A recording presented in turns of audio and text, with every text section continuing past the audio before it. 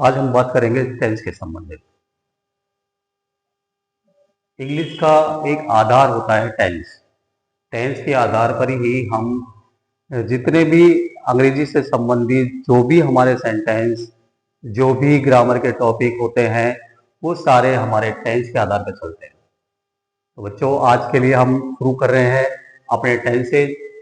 इसके अंदर मैं आपको बताऊंगा टेंसेज के कितने भाग होते हैं और कितने प्रकार के वाक्य बनाए जाते हैं टेंस के आधार पर, और उन टेंसों के नाम क्या होते हैं, प्लस में उनके पहचान क्या होती है। पहचान 12 टेंस है, 12 टेंसों की 12 पहचान हो जाती है, लेकिन उनका एक सामान्य तौर पे अगर हम देखें तो उनका एक तरीका होता है। उस तरीके को आज हम जानकर अपने वाक्यों को बनाने की कोशिश कर रहे हैं और देख रहे हैं कि किस तरह से वो पहचानें बनी हैं। लेकिन पहले, उससे पहले हम जाने टेंस होते क्या है। देखिए, टेंस का जो हिंदी अर्थ होता है वो होता है काल। उसको कहते हैं काल। टेंस हमारे 3 प्रकार के होते हैं। पहला होता है प्रेजेंट टेंस, जिसको हम कहते हैं हिंदी में वर्तमान काल। वर्तमान काल का अर्थ होता है वह समय जो अब चल रहा है। इस समय हम जो काम कर रहे हैं, हम इस समय पढ़ रहे हैं, तो ये हमारा कौन सा समय हो गया? वर्तमान काल हो गया। दूसरा पास्ट टेंस होता है। पास्ट टेंस होता है भूतकाल। भूतकाल का मतलब जो समय हमारा बीत गया। हम पढ़े, घर थे, घर से विद्यालय आए, विद्यालय से हम घर गए हैं, तो जो समय अब बीत गया उसको कहते हैं, सुबह के समय हम घर थे, घर से आ गए, तो वो समय हो गया हमारा भूतकाल का, जो बीत गया है समय। फिर आता है हमारा फ्यूचर टेंस। फ्यूचर टेंस में इसका हिंदी अर्थ होता है भविष्य काल। आने वाला समय, तो समय अब आएगा, उसको कहते हैं भविष्यत काल।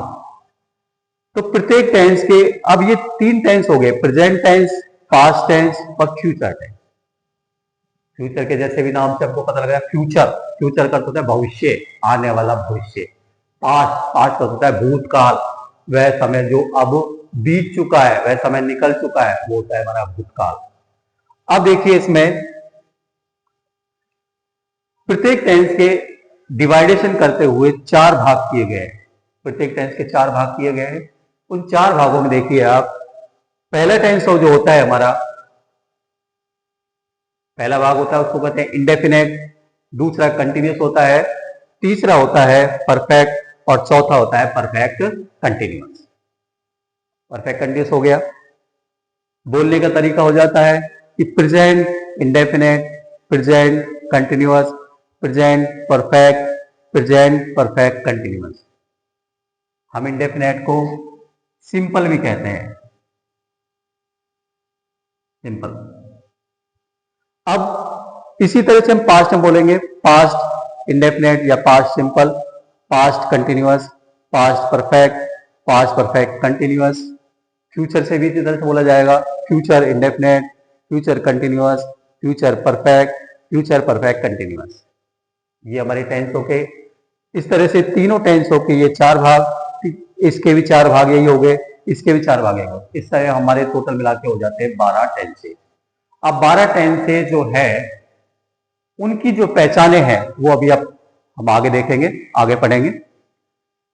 तो अब जो सामान्य रूप से वाक्यों को बनाया जाता है, अंग्रेजी में वैसे बहुत प्रकार के वाक्य होते हैं, लेकिन एक आम टेंस के आधार पर हम अगर किसी चीज का ट्रांसलेट करें तो वो वाक्य सिर्फ 4 प्रकार से बनते हैं हमारे। उन पहला जो होता है वो होता है अफर्मेटिव। अफर्मेटिव का अर्थ होता है सकारात्मक। सकारात्मक वाक्य वो वाक्य होते हैं जो आम बोलचाल की भाषा में हम यूज करते हैं। मैं खाना खा रहा हूं, ठीक है, सामान्य बात हो गई। मैं विद्यालय जा रहा हूं, मैं क्रिकेट खेल रहा हूं, मैं किताब पढ़ रहा हूं। ये सामान्य वाक्य जो होते हैं वो आते हैं सकारात्मक वाक्यों में। दूसरा होता है नेगेटिव।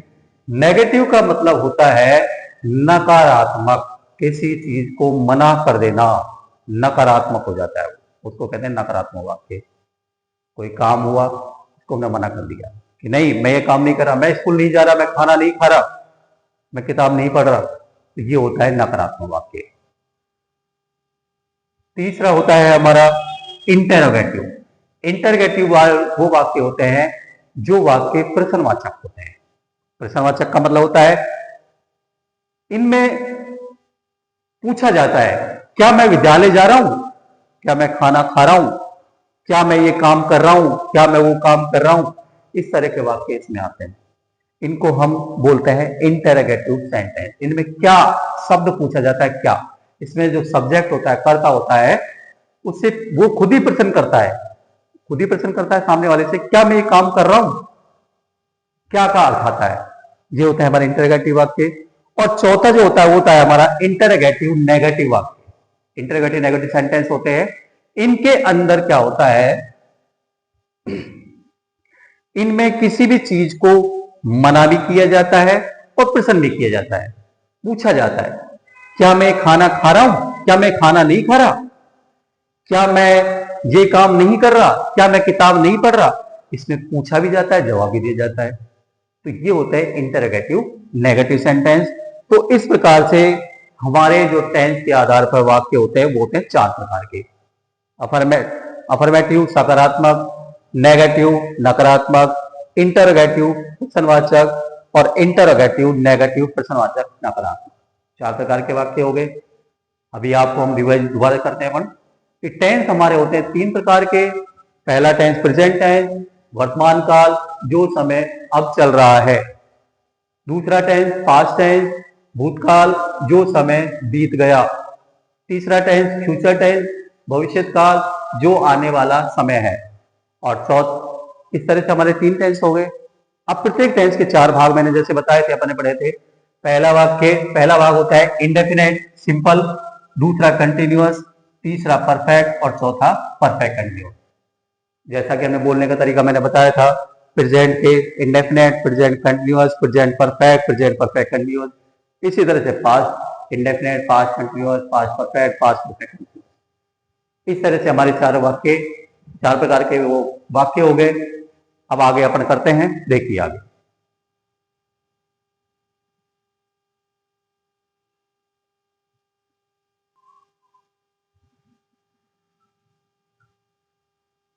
बच्चों इसी तरह से अंग्रेजी में प्रोनाउंस होते हैं, जिनको हम पर्सन भी बोलते हैं, प्रोनाउन भी बोलते हैं, जिनको हम कुछ भी इस तरह से बोल सकते हैं। तो ये पर्सन जो होते हैं वो मुख्यतः तीन पर्सन होते हैं, फर्स्ट पर्सन, सेकंड पर्सन और थर्ड पर्सन। जो फर्स्ट पर्सन जो होता है हमारा होता है आई। आई का मतलब आपको जैसे पता होता है, आई मानी मैं, वी मानी हम। तो फर्स्ट पर्सन में आते हैं हमारे 2 आई और वी। ये दोनों ही प्रोनाउन है जो हमारे फर्स्ट पर्सन में आते हैं। सेकंड पर्सन जो होता है हमारा होता है यू। यू का अर्थ होता है तुम। थर्ड पर्सन में हमारे आते हैं ही, शी, इट, दे, नेम या बहुवचन नेम। बहुवचन नेम से मतलब होता है कि एक से अधिक, दो से अधिक, तीन से अधिक, 4। कहने वाले 2 से अधिक जितने भी, 2 या 2 से अधिक जितने भी हैं वो सारे बहुवचन में आ जाते हैं। स्टूडेंट एक होता है, लेकिन स्टूडेंट्स अगर उसके साथ एस लग दिया जाए तो वो हो जाता है बहुवचन। तो फर्स्ट पर्सन जो होता है इसका सब्जेक्टिव जो केस होता है, सब्जेक्टिव रूप जो होता है वो होता है आई। आई मानी मैं। पॉजेसिव होता है इसका माई। माई मीन्स होता है मेरा। और ऑब्जेक्टिव जो होता है मी। मी मीन्स होता है मुझे। वी का सब्जेक्टिव केस होता है हम। पॉजेसिव रूप होता है अवर। अवर मीन्स हमारा। और अस मीन्स होता है हमें। ये वी के तीसरा रूप का ऑब्जेक्टिव केस है। सेकंड पर्सन होता है हमारा यू। सेकंड पर्सन में सिर्फ यू है, ये अकेला है। यू मीन्स होता है तुम। योर मीन्स होता है तुम्हारा। और यू मीन्स होता है तुम्हें। अब आप कहोगे यू और यू सर दोनों एक ही है, दोनों रूप एक है। ये ऑब्जेक्टिव, ये सब्जेक्टिव केस है, ये ऑब्जेक्टिव केस है। ये सब्जेक्ट के स्थान पर फर्स्ट वाक्य के प्रारंभ में आता है, ये वाक्य के बीच में भी आ सकता है और वाक्य के लास्ट में भी आ सकता है। तो अब जो थर्ड पर्सन है वो होता है हमारा ही। थर्ड पर्सन में ये सारे प्रोनाउंस आते हैं। ही का अर्थ होता है वह। अब लड़के के लिए आता है वह। और सी का अर्थ भी होता है वह, लेकिन सी आता है लड़की के लिए और ही आता है लड़के के लिए। इट का अर्थ होता है यह। यानी किसी भी निर्जीव वस्तु के लिए हम इट का प्रयोग कर सकते हैं।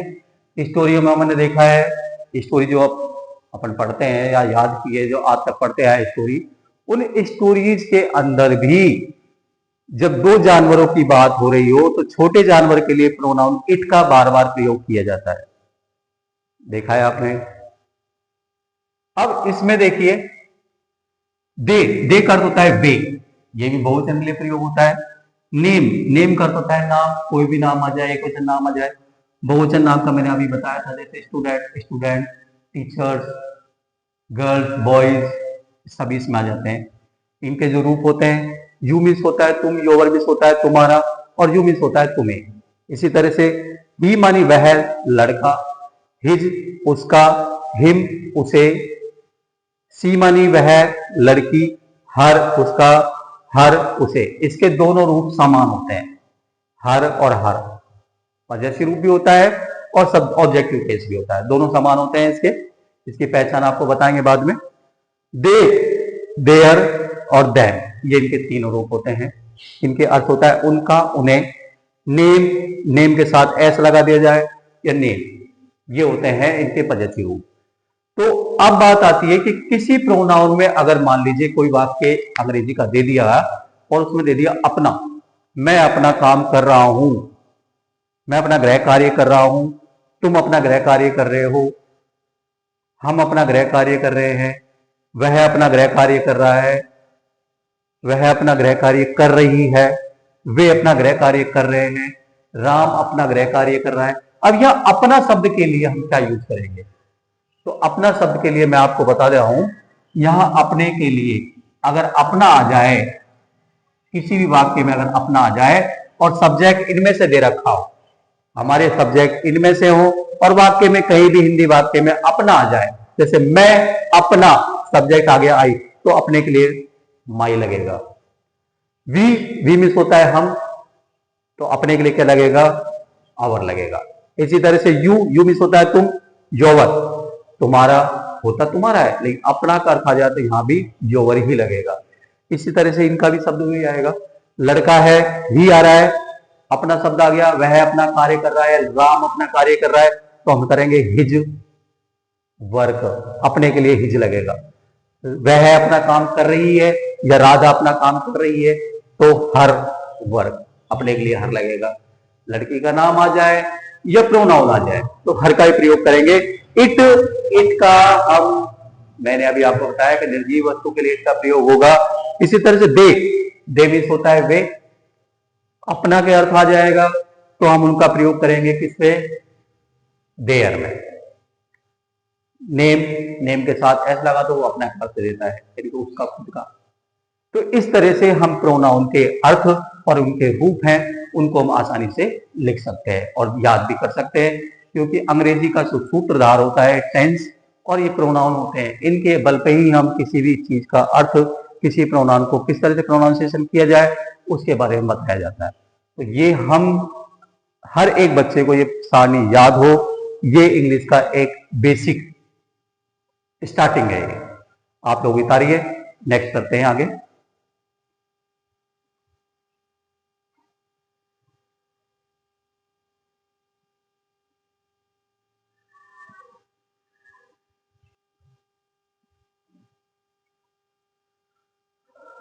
देखिए बच्चों, अब हम करते हैं 12 टेंसों की 12 पहचाने, 12 सहायक क्रियाएं हैं, 12 ही वर्ग की फॉर्में और जो भी चीज उसमें लगती है उसके अकॉर्डिंग हम इनको कर रहे हैं।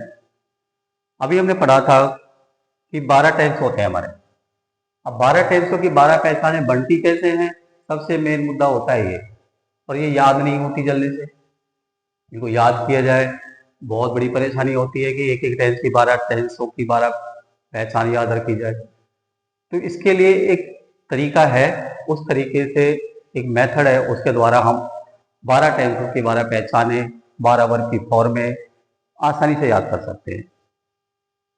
किसी भी चीज को रटने से अच्छा है उसको हम बना के, इसके पीछे का जो मेथड है वो किस तरीके से बनी है उसको समझें। हमारे पास बुकें हैं, पास बुकें हैं, बहुत सी, पढ़ा भी होगा आप लोगों ने और आप लोग पढ़ भी रहे हैं, उनमें लिखा हुआ है, रटी रटाई चीजें हैं, 12 टेंसों के 12 फॉर्म है, 12 पहचाने कैसे बनी है वो नहीं बताया गया है। अब हम बढ़ा रहे हैं उनको। देखिए जैसा कि प्रेजेंट, प्रेजेंट का अर्थ मैंने आप लोगों को बताया, प्रेजेंट का अर्थ होता है प्रेजेंट का अर्थ होता है। और पास्ट है, इस पास्ट का अर्थ होता है था, थी और थे, क्योंकि ये पास्ट है, भूतकाल कर गया है। इसका अर्थ होता है था, थी, थे होता है। मैं बात कर रहा हूं प्रेजेंट की, पास्ट की, ना कि प्रेजेंट सिंपल की। मैं बात कर रहा हूं पास्ट की, प्रेजेंट की, या पास्ट की कर रहा हूं। और जो फ्यूचर होता है, फ्यूचर, इसका अर्थ होता है, इसकी पहचान होती है होगा, हुआ नहीं है, होगा, होगी और होंगे, इसकी पहचान होती है, सिर्फ फ्यूचर की होती है। अब जब मैंने आपको बताया कि 12 टेंस है, सॉरी 3 टेंस है, तीनों टेंसों के 4-4 भाग है। नाम जब सबके समान है तो सीधी सी बात है पहचान भी समान ही होगी। बस उनको बनाने का तरीका क्या है समझिए। ये प्रेजेंट के चारों हैं, दूसरा, तीसरा, चौथा। ये पास्ट के चारों हैं, पहला, दूसरा, तीसरा, चौथा। ये फ्यूचर के चारों हैं, पहला, दूसरा, तीसरा और चौथा। इस तरह से टोटल हमारे 12 टेंस हो गए। मैंने बात की थी प्रेजेंट, प्रेजेंट का अर्थ होता है, पास्ट का अर्थ होता है था, थी, थे, और फ्यूचर का अर्थ होता है होगा, होगी, होंगे। यहां तक क्लियर हो गया है सबका? आगे देखिए, simple, simple, simple, continuous, continuous, continuous, perfect, perfect, perfect, perfect और perfect, perfect continuous, perfect continuous, perfect continuous. नाम समान है, जब नाम समान है पहचान समान होगी। यहां देखिए, ता, ती, ते सिंपल की है, ये सिंपल की पहचान बता रहा हूं मैं आपको। सिंपल की पहचान होगी ता, ती, ते। कंटिन्यूअस की होगी रहा, रही, रहे। परफेक्ट की होगी चुका, चुकी, चुके। और परफेक्ट कंटिन्यूअस की होगी से रहा, से रही, से रहे। इसी तरह से इनकी पहचान हो जाएगी। सिंपल की ता, ती, ते, राग, रहा, रही, रहे, चुका, चुकी, चुके, तो चुका, चुकी, चुके, से रहा, से रही, से रहे, से रहा, से रही, से रहे। समान पहचान। यहां थोड़ा सा डिफरेंट है, बस गागे, ये अलग है। ये सिंपल है, इसकी समान है, इसकी समान, लेकिन इसकी अलग है। सिंपल की फ्यूचर सिंपल है, इसकी अलग है पहचान थोड़ी सी, इसको याद रखना अलग है हमको। बाकी कंटिन्यूअस की रहा, रही, रहे, चुका, चुकी, चुके, से रहा, से रही समान है। अब बात आती है कि ये पहचान टेंस के साथ कैसे बताएं। मैंने इसकी पहचान प्रेजेंट की बताई है, लेकिन सिंपल की पहचान बताई ये। लेकिन जब ये दोनों नामों को एक साथ जोड़ के हमसे पूछ रहा है सिंपल, प्रेजेंट सिंपल की पहचान बताओ, तो सीधी सी बात है हम भी अब क्या करेंगे, हम भी दोनों पहचानों को जोड़ देंगे। क्या करेंगे? जोड़ देंगे। तो देखिए, प्रेजेंट के है होता है, सिंपल की होती है ता, ती, तो हम भी क्या करेंगे, ता है, ती है, ते है। इस तरह से प्रेजेंट कंटिन्यूअस की पूछ रहा है, इनमें भी हम है जोड़ देंगे, प्रेजेंट को जोड़ देंगे, है, चुका है, चुकी है, चुके हैं, से रहा है, से रही है, से रहे हैं। प्रेजेंट की बन गई। अब यहां पूछ रहा है पास्ट की। पास्ट की पहचान होती है था, थी, थे, जबकि सिंपल की होती है ता, ती, ते। तो हम भी क्या करेंगे, था, थी, थे को मात्रा के अनुसार इसमें जोड़ देंगे, क्योंकि ये दोनों को मिला के पूछ रहा है, पास्ट सिंपल को। हम क्या करेंगे, ता था, ती थी और ते थे, रहा था, रही थी और रहे थे। इसी तरह से चुका था, चुकी थी, चुके थे, से रहा था, से रही थी और से रहे थे। यहां तक क्लियर होगी, समझ में बेटा? अब आगे देखिए आप लोग, पास्ट की हो गई है, प्रेजेंट की हो गई है, प्रेजेंट पास्ट दोनों हो चुके हैं, फ्यूचर की बारी आ गई। फ्यूचर सिंपल में जैसा कि मैंने आपको बताया, गागेगी, इसमें ना तो कुछ जोड़ना है ना ही हमको कुछ हटाना है, ये गागेगी स्पेशल अलग ही रहेगा। इसमें हमें बात करनी है फ्यूचर कंटिन्यूअस की। तो फ्यूचर कंटिन्यूअस में फ्यूचर की पहचान जो होगी वो होगा, होगी, होंगे होते हैं। तो हम क्या करेंगे, दोनों को जोड़ देंगे। फ्यूचर कंटिन्यूअस की रहा होगा, रही होगी, रहे होंगे, चुका होगा, चुकी होगी और चुके होंगे। ऐसे से रहा होगा, से रही होगी और से रहे होंगे, ये जोड़ दिया इसमें। तो इस तरह से हमारे 12 टेंसों की 12 पहचानें आसानी से बन जाती हैं। ये चारों प्रेजेंट की, ये चारों पास्ट की और ये चारों फ्यूचर टेंस की। इसी तरह से जो सहायक क्रियाएं हैं, प्रेजेंट इंडेफिनेट की जो सहायक क्रिया होती है डू और डज आती है। इसके कुछ रूल्स होते हैं जो टेंस अपन आगे करेंगे जब बताएंगे। कंटिन्यूअस की होती है is, am, are, has, have होती है पास्ट प्रेजेंट परफेक्ट की। प्रेजेंट परफेक्ट कंटिन्यूअस की होती है हैज, हैव प्लस में लग जाती है बी। क्या लग जाती है? बी। इसी तरह से पास्ट सिंपल की जो पहचान होती है वो डिड। कंटिन्यूअस की होती है वाज, वर। परफेक्ट की हैड होती है और परफेक्ट कंटिन्यूअस की जाती है हैड प्लस में बीन जुड़ जाती है। क्या जुड़ जाती है? बीन। शैल और विल ये फ्यूचर सिंपल की पहचान है, वो सॉरी सहायक क्रिया है, हेल्पिंग वर्ब। और शैल, विल प्लस बी ये फ्यूचर कंटिन्यूअस की है। फ्यूचर परफेक्ट की शैल, विल प्लस हैव जुड़ जाता है, इसमें बी जुड़ती है, इसमें हैव जुड़ जाता है। ठीक है। और शैल, विल प्लस हैव बीन ये फ्यूचर परफेक्ट कंटिन्यूअस की पहचान सहायक क्रिया होती है। तो इस तरह से 12 टेंसों की 12 सहायक क्रियाएं हम इस तरह से याद कर सकते हैं।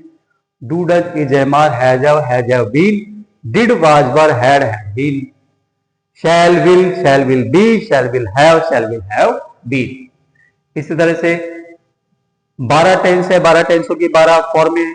अगर एक चीज देखा जाए, यहां अगर मैं लगाऊं, बोलता हूं तो एक सूत्र के अनुसार बोले 1 4 3 4, 2 4 3 4, 1 4 3 4। फिर से बोलेंगे 1 4 3 4, 2 4 3 4, 1 4 3 4। अब आप देखिए, अगर मैं यहां पर इस सेकंड की जगह पर 2 है, इसकी जगह में अगर 1 कर दूं तो आप खुद देखिए कि ये 12 टेंसों की 12 फॉर्में एक समान है या नहीं है। जब नाम एक जैसे हैं तो 12 फॉर्में एक जैसी होंगी। 1 4 3 4, 1 4 3 4, 1 4 3 4, है कि नहीं? लेकिन हमें क्या करना है, यहां पर सेकंड रखनी है। कौन सी फॉर्म रखनी है? सेकंड आती है। इसके भी नियम है, कब आती है कब नहीं आती वो भी आपको बताएंगे। तो ये 12 फॉर्में याद करने का एक तरीका हो गया। और ये एक्स्ट्रा जितने भी तीनों कंटिन्यूअस जो होते हैं इनमें एक एक्स्ट्रा लगती है सिंस और फॉर। सिंस फॉर समय को बताने के लिए होता है कि कोई काम कब से किया जा रहा है। इसमें निश्चित समय, अनिश्चित समय का बोध होता है, जिसमें निश्चित समय के साथ सिंस लगाते हैं और अनिश्चित के साथ फॉर लगाते हैं। वो डिटेल्स आपको बताएंगे, टेंस करेंगे तब। लेकिन हम कह सकते हैं कि जितने भी जो भी तीनों परफेक्ट कंटिन्यूअस है, present perfect continuous, past perfect continuous और फ्यूचर परफेक्ट कंटिन्यूअस, इन तीनों में सिंस फॉर का प्रयोग किया जाता है, जो कि एक एक्स्ट्रा चीज होती है। ये हमारा टेंस चार्ट होता है, आप स्क्रीनशॉट ले लें या फिर इसको नोट करें।